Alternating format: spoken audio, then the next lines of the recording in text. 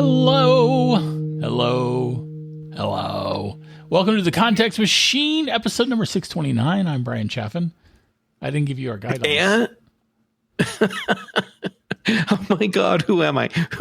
I don't know what I'm supposed to say about who I am. Anyhow, I'm Jeff Gamet, Right. and you should check us out on what Bryan still thinks is our new home, contextmachine.io.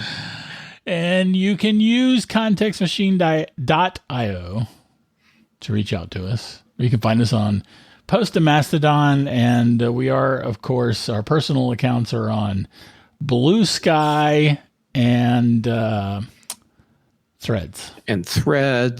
And Mastodon and Instagram. Geek Tales and JGamet. Yeah. It's basically if there's a social media platform that's not like criminal to the best of our knowledge. Yeah. You can probably find us there. Doesn't mean we'll answer. No. Doesn't mean Bryan will answer. No. But I might. Never know. I responded to 2 Threads posts this week. Oh, fun. Yeah. I'm trying to pay closer attention to Threads. Yes, Threads and Blue Sky. Yeah. Right. So, great show. We have some kind of deal with Apple doing a rip-roaring job on a classical music app. Yeah. Do I have the details right? Yeah, I think you did great. All right. So for those of you that are trying to decipher what Bryan just said, you remember how Apple Music Classical was a thing that Apple announced, and they bought oh crap, I just forgot the name of the company they bought. Primephonic. Well, Primephonic, yes. So they bought Primephonic, and Primephonic had the whole thing and that where was in 2021. Yep. And Primephonic was like the platform to use for serious classical music listeners because it had all of the right search features and discovery features, because classical music is categorized different from everything else. So Apple buys it, and then like, hey, and this is going to be great, and we're going to roll out Apple Music Classical, and you're going to have a much better classical music experience. And then when they finally do it, they dropped the iPhone only app on us, which iPhone and is iPad. shocking. No, it's an iPhone only app, but you can install it on an iPad. And there's a difference. No, that it's like tomato carrot. Because an iPad app has an iPad interface. Yes. An iPhone app that you install on an iPad has an iPhone interface. But you can put it on your iPad. So calling it an iPhone only app, that seems wrong. That's still appropriate. No, it's not. Because there's another word that's better. There's another word that's better. I mean, I consume the vast majority of Instagram on an iPad, and it is the that's a crap experience right there. It works for me. Oh, bless your heart. I mean, I'm glad it works for you, but it's still an iPhone app that you're running on an iPad. Yes. So it's not an iPad app.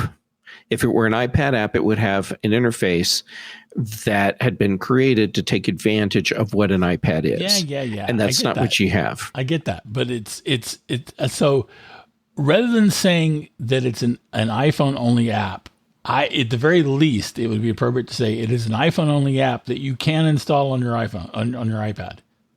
Did I get that? Which did I start we did say. Up? No, you did, but it's okay. You're cute, and so you can get away with that. You didn't say it. It was a group effort. Okay, I'll give you that. It was a group effort. You knew that I was going to say effort. Right. You intuited that I would insert this key information into the discussion. Right, because we've got that chemistry, and that's how it works. Otherwise, it just becomes a monologue, and we don't want that. Right. Well, right. Some people may want it. Okay, so other than you, we don't want it. And anyhow, where was I? Oh, right. So Primephonic, Apple rolls out their thing, and the places. So March of this year. Primephonic was bought in 2021. In March of 2023, Apple rolled out Apple Music Classical app. Right. So this thing kind of drug out for a while. We finally get the iPhone app that you can also install on an iPad. You cannot install it on a Mac, which means that for most serious classical music listeners, what they need has never been delivered, which is an app where they can listen to the highest quality music files on the equipment that they want. And anyhow, so that's where we've been with that. There's a reason why we were talking about that. That was a setup for something, right? Well, there is more news dealing with that. Oh, right. The whole BIS Records thing. Yeah. And which is a Swedish classical music label. Right. Which is not to say it's only Swedish classical music. It's just a classical music label that's in Sweden. I would argue. I know. I would argue. Oh, I'm sorry. You weren't done with your statement. No, Tomato and carrot. Is that where we're going? I would argue that many people, I get the importance of having a classical music app on the Mac for home use. And, but I would argue that that more people are playing classical music in their cars and streaming it to their Bluetooth speakers from their phone. I'm not saying that makes this okay, but I don't think it's quite as catastrophic as you're making it out. Just from the standpoint of how we actually use our devices. It is so catastrophic. It is a failure. Failure, I say, Brian. Failure. I will be happy when I have the Apple Music Classical app on my Mac so that I can play music the way it needs to be listened to. You know, here's the funny thing. We have some role reversal here because you're totally taking my esoteric, the way things should be to me because of my specific and particular needs. And then I'm being the one that's like, no, you're totally over dramatizing this. And, yeah, we have role reversal. Are you proud of me? I mean, am I doing it? Am I doing it right? Yeah, you are. I learned it from watching you, man. You're doing it right. Thank you. All right. Thank you. What's interesting to me is above and beyond the classical music app. Oh, and that's the other thing is I don't really care about the classical music app. Well, now we've gotten down to, you should have just said that in the beginning and we would have moved on. You're like, blah, blah, blah, classical music app, blah, blah, blah. I recognize it. I recognize its value, but I don't have a personal interest. But you just don't care. I don't care. I don't care. That was a pretty impressive setup just for us to talk about the BIS Records purchase. But I find it interesting that Apple's buying a label. I also find it interesting that they bought another label in 2018 called Platoon. which I only found out because and we totally missed that. Yeah. Both of us. Mac Rumors reported that, and several people reported it, but I definitely have it here in the Mac Rumors story by, I might add, Hartley Charlton. But so Platoon was a startup company that how did Rolling Stone put it? Oh, Rolling Stone put it Kind of snarky. It was very snarky. Hold on, let me scroll back down to wherever that was. Making the sausage here. It's I can't find it now, of course, but it was along the lines of while you're looking. I'll explain what the company does. You keep looking. I'll keep looking. So they were trying to, theoretically at least, concentrate on finding rising new artists. And I found it. Okay. Apple just bought a company that acts like a record label. Acts like a record label. Right. And this BIS record label is going to be folded into Apple's Platoon operations. It's just very interesting to me that Apple is venturing into labels. They're clearly not being super serious about it because they've only purchased 2, and they're both, one's a niche. One's probably like a very important company in the niche of classical music, which is a relatively small portion of the music industry.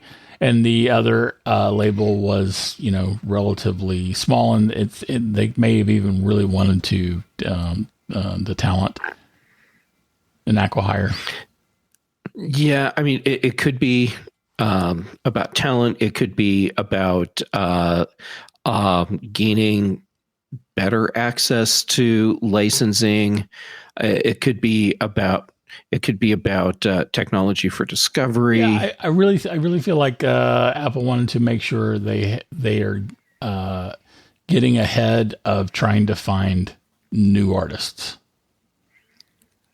Yeah, but they're not buying lots of labels. I mean, Apple could be a powerhouse in the label world if they wanted to be. Well, they might be approaching this the same way they have approached content for Apple TV Plus, which is you don't need to buy all the stuff. You need to strategically get the right things. And so in this case, instead of going like with Apple TV Plus, they could have bought an entire studio, and they chose not to. Yeah, and so maybe studios. And maybe they're doing the same type of approach here, but tailored for the music industry, where they're buying up the things that they need to be able to be strategically positioned in a place that's better than the other streaming music services. And this is just all part of that. Right. So another interesting part of this is that I've not found articles talking about how much better of a label Apple is. So it seems to me. Do you mean BIS? Well, going back to Platoon, I mean, there are artists that are signed to this. Oh, okay. I get what you're saying. And so, yep. You would think that Apple would want to pay their artist well enough and treat them well enough that people are like, yeah, man, you totally want to be on the Apple label. Which is different from the Apple label. Yes. For the Beatles. Different. Yes, very different from the Apple label. And it's probably why it's still called Platoon, by the way. Yeah, I bet you're right. But that's a good point. Yeah, I mean, I'm feeling like even though I have my serious dysfunction with the Apple Music Classical app, yep, that Apple is taking this part of the music industry very seriously, but they're moving forward in that methodical, calculated way that they have done in other industries. That's fair, as opposed to this being like one of the things where they do something and they don't ever do anything again. You think Right. they're being strategic and slow. I think so. I really think Apple's long-term big moneymaker plan is their entertainment services industry or market or space business. There we go, business. And the slow build up and strategic acquisitions would fit in with that. Fair enough. So yeah, I think that's what's going on here. And but you brought up a really interesting point. Why aren't we seeing articles about musicians saying, "Hey, you need to get signed on with Platoon," or now, since Apple's buying BIS or bought BIS, man, we need to get signed up on that label because that's where we're going to be treated right. That's not something I've ever heard. Yeah, so the first page of results are multi-year articles about Apple buying it. The first page is like links to Platoon social media presence. So yeah, there's no one talking about being on Platoon. You know, you'd think that if it was something that people were talking about and exploring a lot more, that one of us would have heard about it. And when I say one of us, I would have heard about this so I could tell you about it. Oh, come on. That was funny. Yes, I'm sorry. I was looking at the Platoon sites, platoon.ai. There are new single announcements. It's a nice looking site. Pre-save. I'm bringing it up right now. I hadn't looked at it yet. Calendar. Yeah, there's not a lot of information on the site. Interesting. Yeah. But I'm not trying to say, by the way, that the fact that we haven't seen articles about how awesome it is on Platoon, I'm not saying that Apple's failed at this or that Apple's doing it wrong. I just find it interesting. Yeah, I'm with you. It's 2018, here it is, 2023, and it's been that long, and you and I are both just now discovering this, and only because we were discussing the BIS Records thing, and that led to articles that mentioned Platoon, and then it's like, oh, well, how did we not know? Right. Yeah. I agree. Well, see, having Platoon and BIS, this to me is at least a little bit of validation for the idea that Apple is slowly and strategically building up their presence in this space, so that they have a solid foundation as they continue to move forward and grow their services business. Yeah. I'm with you. Okay, so I have a story for you. Okay. I upgraded to 16.6.1 on my iOS, on my iPhone and my iPad. Excellent. Very, very critical security update because it patches a flaw where malicious actors could text you, gain access to data by texting on your devices. Yeah, just by texting you an image, and you didn't even have to open the image. Yeah, it's just scary as can be. Yeah. So good for you for installing that update. Everyone, if you haven't done it yet, go do it. Yes. I haven't done it on my watch yet. Go ahead and do it there too. Yeah, I'm going to.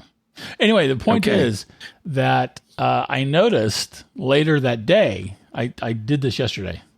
And later that day, I go into the Books app and I pull up my book, which I'm doing a final edit of, and I'm reading it on my iPad. Wait, which book is that? Is that one, Accidental Intelligence? Yes, thank you. Yes. Okay. Yes, Accidental Intelligence, which is going to be released soon. And that's the first book in the whole Mason Truman series, yes, right? The Tales from the Quantum Vault. Okay, just making sure I'm thinking of the right book. Yes, thank you. Thank you very much for specifying that. You're the best. Sure thing. Mostly pedantic. Yeah.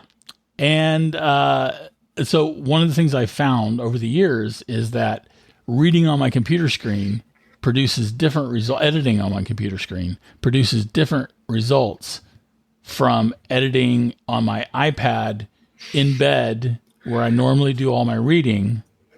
And I'll make notes in the Books app, and then go back through and then make those edits later.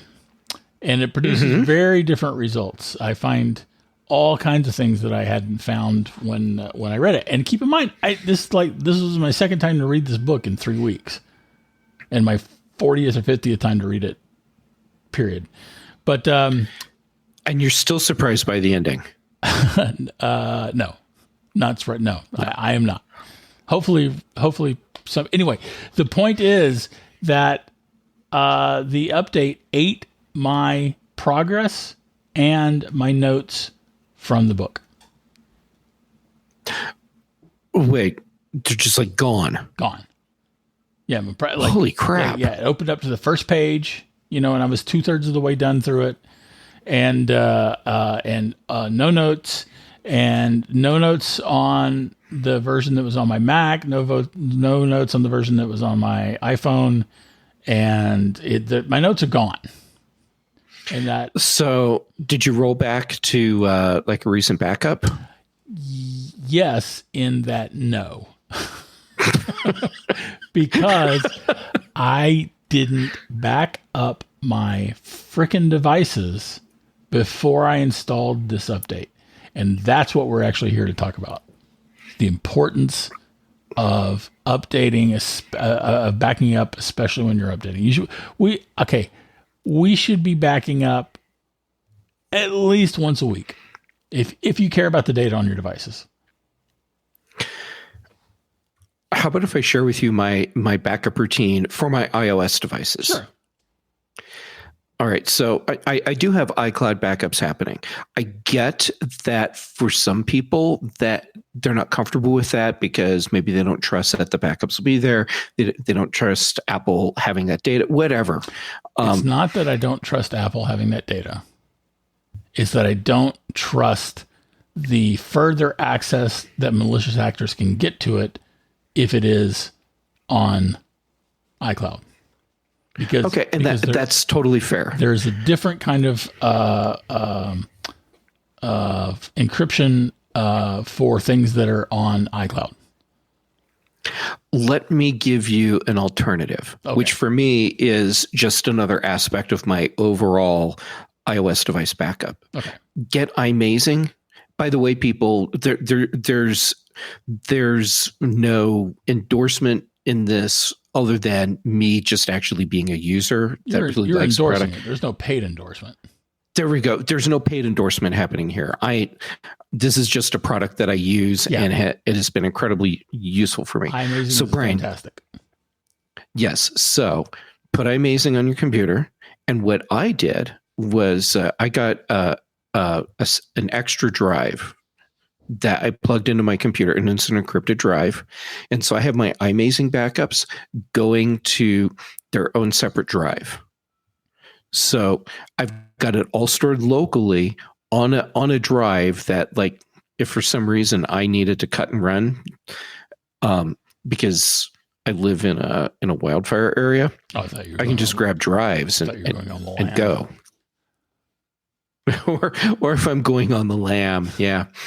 And then I have that drive, which is encrypted, backing up to Backblaze as well.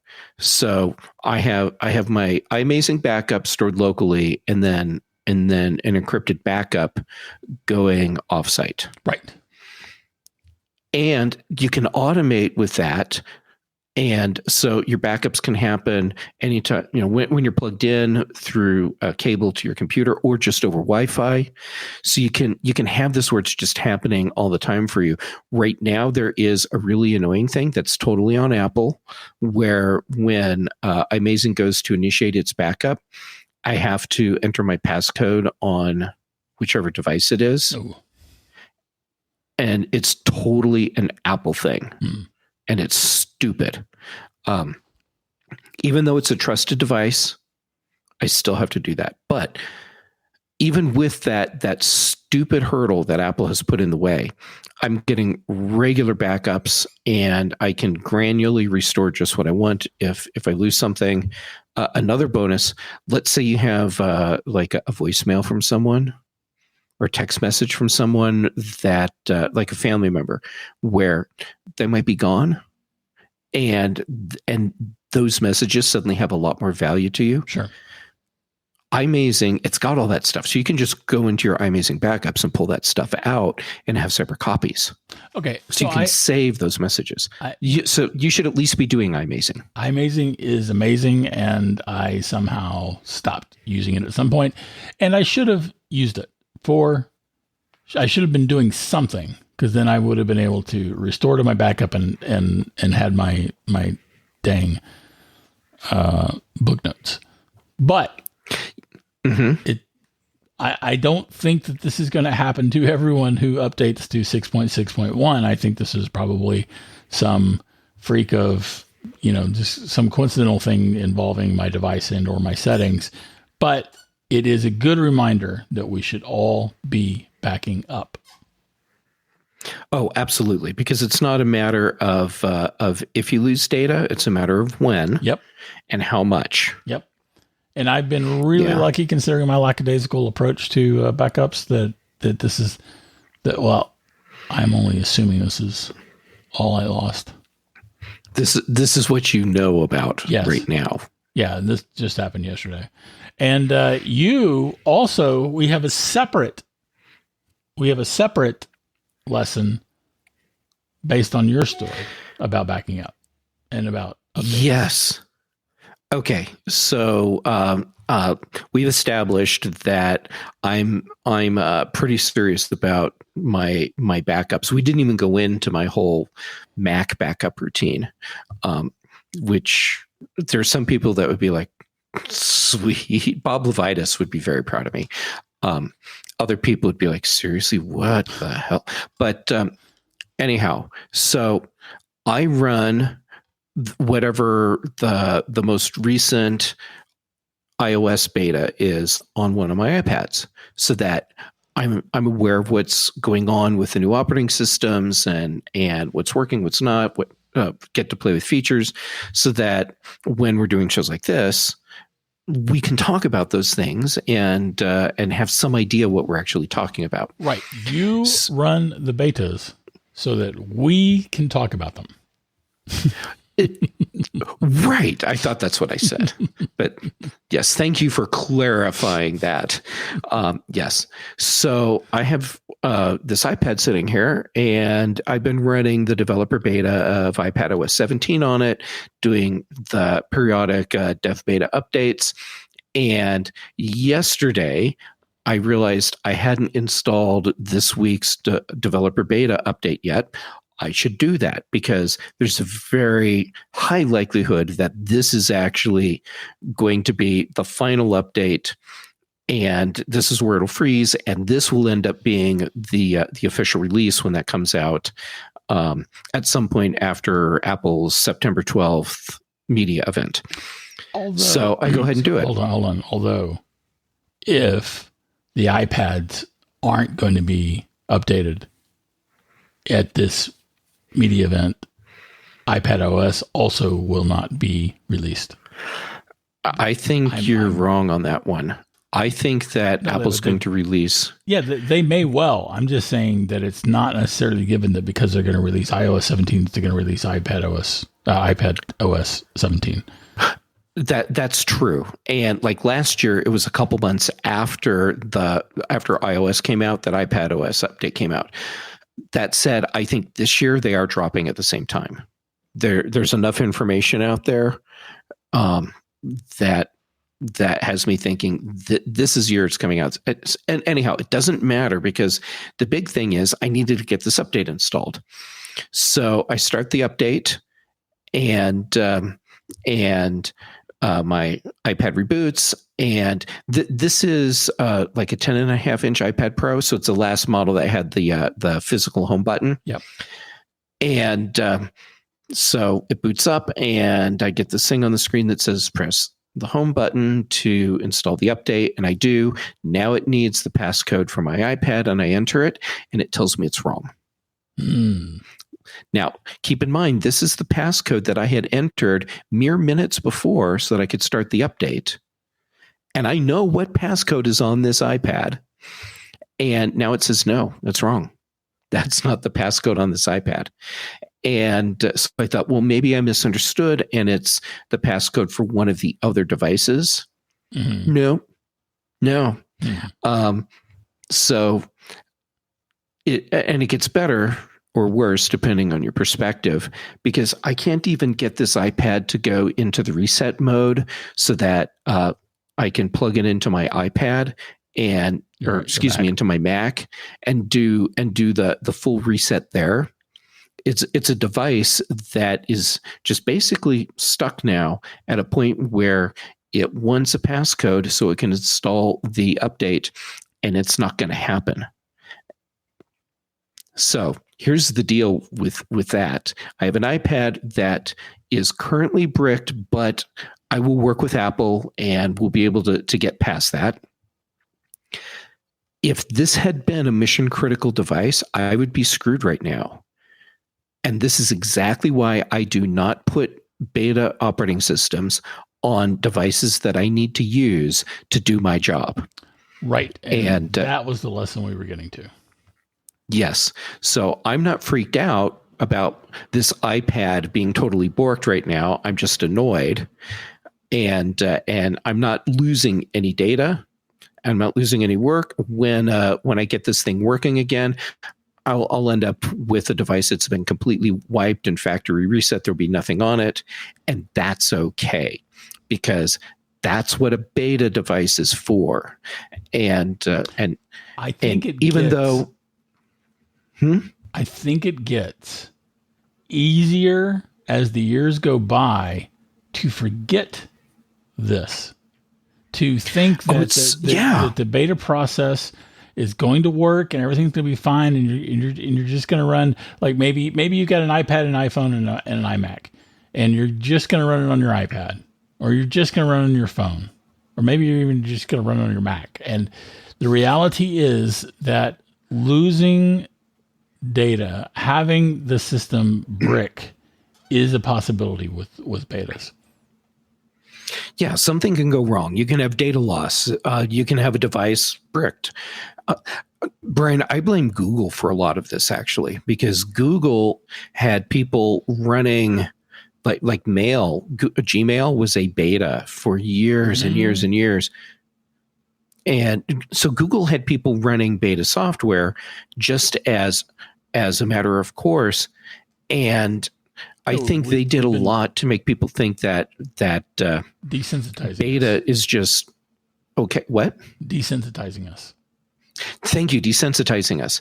Yeah. And then Apple, they're playing into this too by giving people the public betas. Now, granted, that gives Apple a much larger pool of information about how operating systems are being used and where bugs might be. So it's really useful data. But the problem is, even with Apple saying, hey, you need to be really careful with this, you need to make sure you have backups, and you need to make sure that you're not running this on devices where it's mission critical, people aren't really getting that, and they're just installing and thinking, "Oh, cool! I've got the new operating system. This is awesome." And something doesn't work, something goes wrong, something is broken, and then it's suddenly a big problem. So yeah, don't run beta software, beta operating systems on mission critical devices. That is excellent advice, and I'm kind of glad this. I'm not glad. Well, I'm being very careful here. I'm kind of glad this happened because it did give us the opportunity to talk to our listeners about it. How about you appreciate that circumstances conspired to allow us to have this discussion without it being a situation where I am screwed? Man, I am screwed though. I lost so many notes, so many little things that I found to improve about my book, and I'm going to have to start over. And I've seriously read this book 40 times or more, and it's a little intimidating. Start over. And your misfortune does absolutely suck. I appreciate that we were able to use your misfortune to help educate and remind our listeners about the value of doing backups. I'm still sorry that you lost your data. Thank you. But, I absolutely blame me. I called up AppleCare and, hoping against hope that they would know something that I could do to get the notes back. Mm-hmm. Something like maybe something with iCloud in particular. And he goes, we discussed the fact that I wasn't backed up, and he goes, oh, I said like, yep. Okay. Thanks. I appreciate your time and help. I'm not mad at Apple about this. It's totally my fault. Yeah, I want to give Apple some blame here, because there's something that happened with the update that lost some of your data. That said, there are so many variables that can come into play, and it's impossible for any company to be able to find all of these contingencies and account for them. And in particular, I could have backed up. And you could have backed up. So, well, that's it. I'm looking forward to hearing how quickly you get iMazing set back up on your computer. Thank you. I got a cover too for my book. I'm very excited about that. I'm going to be doing a cover reveal in the next few weeks. Oh, very cool. I am very much looking forward to that. I don't know if you've been able to pick up on this, but I am actually really excited about how close you're getting to publishing your book. Yeah, man. I haven't read it as many times as you have. You've read it a lot. But I've read it multiple times as a beta reader, and you have left me champing at the bit, waiting for the second book. And so I'm feeling like we're getting close, because if book one is getting close to rolling out, then that means you can really be focusing on the second book in Mason's series. Yep. And you've been one of my, you and Sam are my two biggest cheerleaders. So thank you. Well, I'm going to keep cheerleading, and I'm going to come right out and say it, people. When Accidental Intelligence gets published, yeah, it is accidental. Yeah, it's Accidental Intelligence. So, Brian, surprise! The name of your book is Accidental Intelligence. So when this book comes out, you should totally read it. I think you'll like it. No, but everyone, Bryan did a really great job with this book, and it's an awesome story. And yeah, thanks. It's great. I appreciate it, man. All right, let's do this. let's say that's this week's Context Machine. If you have anything to comment on, add, or question, you can write to us at contextmachine.io. Our bandwidth provided by Cashfly. The bass is by Dr. Boom, recorded for this show. And that's all for this week. And we both have diction problems today. Yeah, I do.